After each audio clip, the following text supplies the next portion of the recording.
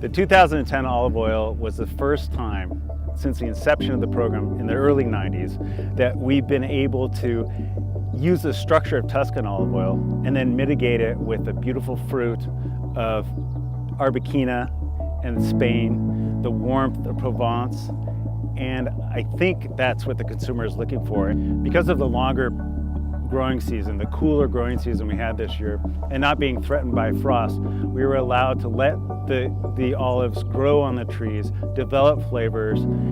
With grapes, we're trying to reach a certain sugar level. With olives, we're trying to let them hang as long as they can, to be on the tree as long as possible, to give them as much depth as possible. Olive trees are alternate bearing, which means some years are lean years, some years are bountiful years. This year was a bountiful year, which allowed us to take 14 lots and to combine them into an oil, which is exactly what I wanted to design. Licino, Pendolino, Frantoio, and then bring just a minimal amount of Arbequina in to round it out.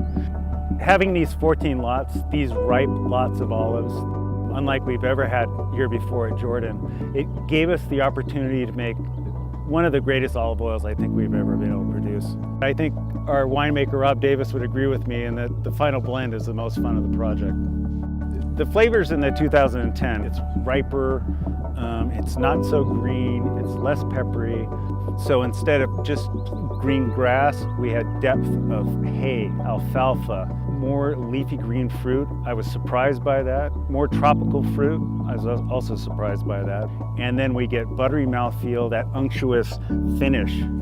Our target was making an oil that could be used throughout the kitchen. From a vinaigrette for a first course, to slowly poaching salmon, to slowly poaching hamachi. I saute with it at very low temperatures. It's an olive oil that's designed from start to finish to be used throughout the meal.